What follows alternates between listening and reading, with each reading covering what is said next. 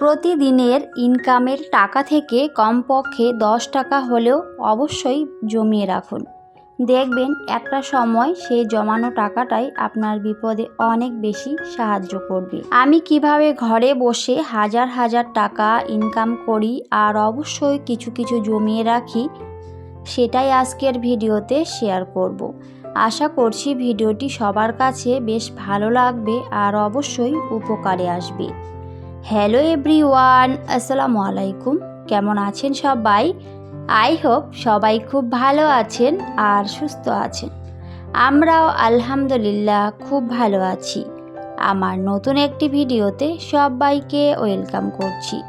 আশা করছি আজকের এই ভিডিওটি সবার কাছে বেশ ভালো লাগবে। ভালো লাগলে ভিডিওটি স্কিপ না করে ফুল ওয়াচ করার অনুরোধ রইল।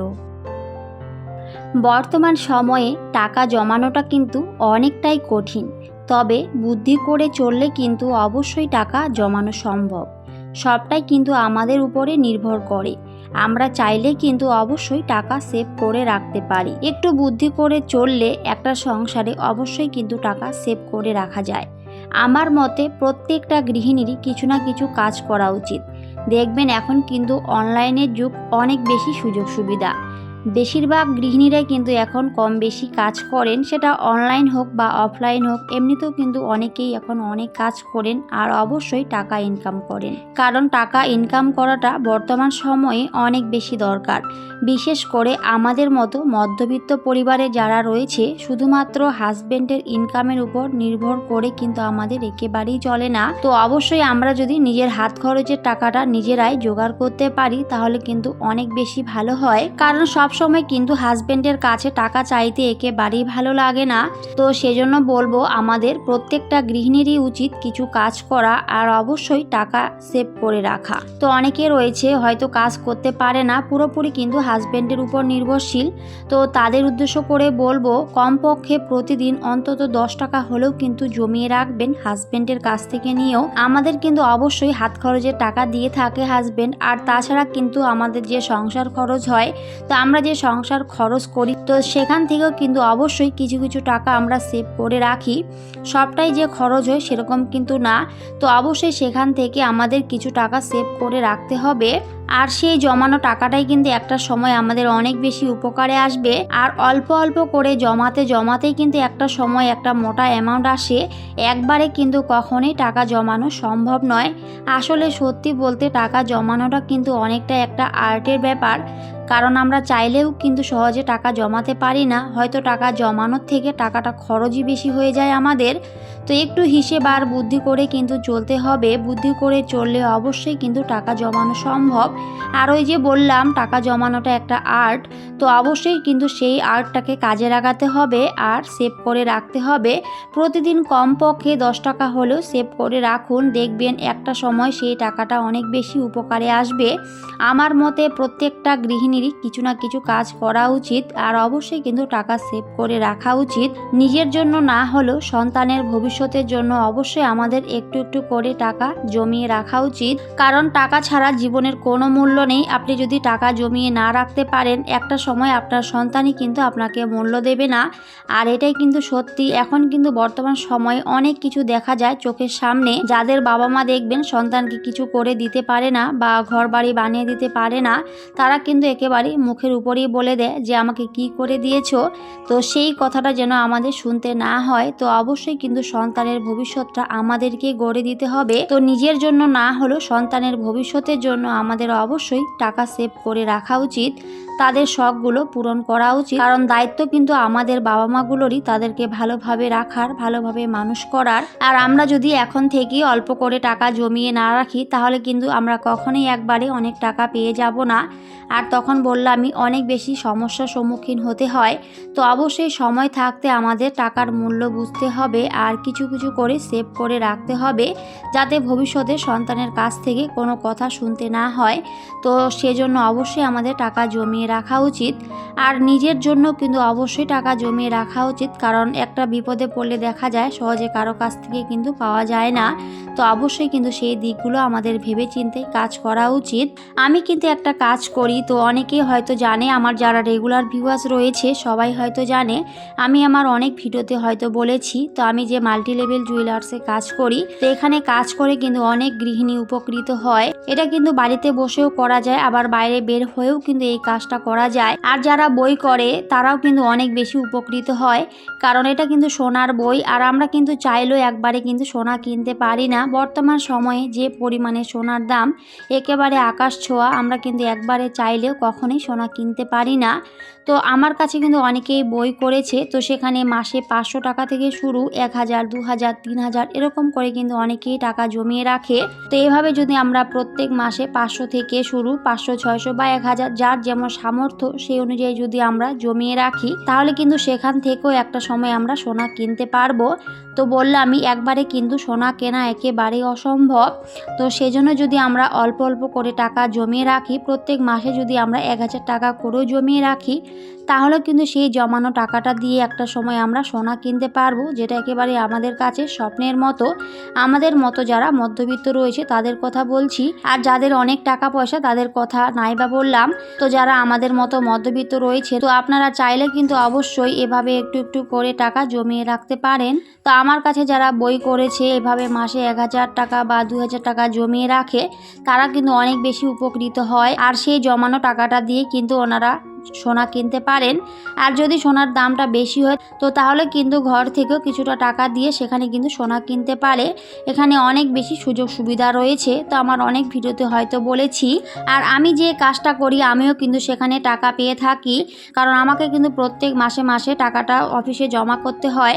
তো যারা বই করেছে ওনারা কিন্তু আমাকে প্রত্যেক মাসে মাসে টাকাটা দেয়, আর আমি কিন্তু প্রত্যেক মাসের টাকা প্রত্যেক মাসে কিন্তু জমা করি, সেটাকে হিসেব করে রাখি আর লিখে তারপরে কিন্তু জমা করে দিই। তো এই মাসটাও কিন্তু শেষ, তো সেই জন্য কিন্তু এই মাসের টাকাটা আমাকে জমা করতে হবে। আমি কিন্তু সবার টাকায় উঠিয়েছিলাম আর সেগুলো সুন্দর করে হিসেব করে নিয়েছি। খুব একটা যে বেশি কষ্ট করতে হয় সেরকম কিন্তু না, শুধুমাত্র মাসের শেষে একটু কষ্ট করতে হয়, সবার টাকা নিতে হয় আর টাকাটা জমা করতে হয়। তো আমি কিন্তু এখন একেবারেই টাকা জমা করতেও যাই না, আমি কিন্তু ঘরে বসেই কাজটা করি, কারণ আমার যেহেতু অনেক ছোট বেবি, তো সেজন্য আমি চাইলেও কিন্তু এখন বাইরে বের হতে পারি না। তো আমার যে সিনিয়র ম্যাডাম রয়েছে, তো ওনারা কিন্তু আমার টাকাটা নিয়ে যায় আর অফিসে জমা করে দিয়ে আসে। তো সেদিক থেকেও কিন্তু অনেক বেশি আমার উপকার হয়, আমাকে কিন্তু যেতেও হয় না। আমি ঘরে বসেই কিন্তু এই কাজটা করে থাকি শুধুমাত্র মোবাইলের মাধ্যমে, কারণ আমার কাছে যারা বই করেছে তাদেরকে আমি শুধু কল করে দিই, তো ওনারা কিন্তু ফোনপে করে দেয় বা গুগল পে করে দেয়, সেখান থেকে কিন্তু টাকাটা নিয়ে আমি জমা করতে পারি। এখন মোবাইলের যুগ, আমরা কিন্তু ঘরে বসে অনেক টাকা ইনকাম করতে পারি, শুধুমাত্র আমাদের একটু বুদ্ধি করে চলতে হবে। তো আমার মতে প্রত্যেকটা গৃহিণীরই অবশ্যই কিছু না কিছু কাজ করা উচিত। আর আমি যে এই কাজটা করি আমি কিন্তু ভাউচার হিসাবে প্রত্যেক মাসে কিন্তু টাকা পেয়ে থাকি। তো আগে কিন্তু অনেক বেশি টাকা পেতাম, 5000-এর উপরে কিন্তু পেতাম। তো এখন কিন্তু খুব একটা আর কাজ করি না, যেহেতু ছোট বেবি আছে, তো সেজন্য এখন একেবারেই কাজটা করতে পারি না। তো এখন কিন্তু আমি মাসে কমপক্ষে 2 থেকে 3000 টাকা পেয়ে থাকি। তো ঘরে বসেই যে কাজটা করছি আর সেখান থেকে যে এই ইনকামটা আসছে, এটা কিন্তু আমার কাছে অনেক বড় বেশি পাওয়া, কারণ বর্তমান সময়ে ঘরে বসে কে টাকা দিবে, তাই না? টাকা ইনকাম করতে গেলে কিন্তু প্রচুর পরিশ্রম করতে হয়। তো সেখানেও যে আমি এই কাজটা করতে পারছি, খুব একটা কিন্তু কষ্ট করতে হয় না। প্রথমে হয়তো একটু কষ্ট করেছিলাম, তো এখন কিন্তু খুব একটা আর কষ্ট করতে হয় না। তো এভাবেও যে আমি টাকা ইনকাম করছি, এটাই আমার কাছে অনেক বড় বেশি পাওয়া। আর আমি যে এখান থেকে টাকাটা পেয়ে থাকি, তো অবশ্যই আমি সেই টাকাটার কিছুটা জমিয়ে রাখি। সেই জমানো টাকাটাই একটা সময় আমার অনেক বেশি উপকারে আসে। আমার এই জমানো টাকাগুলো দিয়ে আমি কিন্তু আমার সংসারের প্রয়োজনীয় জিনিসগুলো কিনে থাকি, বা আমার যে শখের জিনিসগুলো, পছন্দের জিনিসগুলো রয়েছে সেগুলো কিন্তু কিনে থাকি। আর অবশ্যই সেগুলো কিন্তু আমি ভিডিওতেও দেখিয়ে থাকি। তো আমার রেগুলার ভিউয়ার্স যারা রয়েছে আপনারা হয়তো সবাই জানেন। আর আমার এই ধরনের ভিডিওগুলো দেখতেই আমার প্রিয় ভিউয়ার্সরা সবাই অনেক বেশি পছন্দ পছন্দ করে আমি কিভাবে একটু একটু করে টাকা জমিয়ে রেখে আমার সংসারের একটা একটা করে জিনিস কিনি, তো সবটাই কিন্তু আমি ভিডিওতে শেয়ার করি। আর আপনারা ভালোবেসে আমার ভিডিওগুলো দেখেন আর অনেক সুন্দর সুন্দর কমেন্টস করেন, তো সবাইকে অনেক অনেক ধন্যবাদ আর ভালোবাসা। এভাবেই সুন্দর সুন্দর কমেন্ট করবেন আর আমাকে উৎসাহ দেবেন নতুন নতুন কন্টেন্ট তৈরি করতে। আপনাদের ভালোবাসা পাওয়ার জন্যই আমার ইউটিউবে আসা, তো সবাই এভাবে ভালোবাসা দিয়ে পাশে থেকো। এর আগের ভিডিওতে সবাই অনেক সুন্দর সুন্দর কমেন্ট করেছিল, তো সবাইকে অনেক অনেক ধন্যবাদ। অনেক নতুন বন্ধু অ্যাড হয়েছে, তো আপনারা সবাই এভাবেই আমাকে ভালোবাসা দেবেন। আমিও ইনশাল্লাহ সবার পাশে রয়েছি।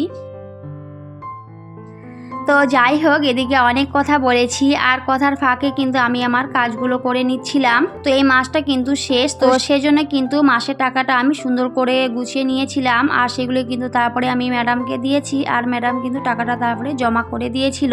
আমি যেহেতু যেতে পারি না, তো সেজন্যই। তো এর আগের মাসে কিন্তু আমি গেছিলাম, কারণ আমার মেয়েকে ডাক্তার দেখাতে গেছিলাম, তো তখনই কিন্তু সেই টাকাটা আমি জমা করে এসেছি।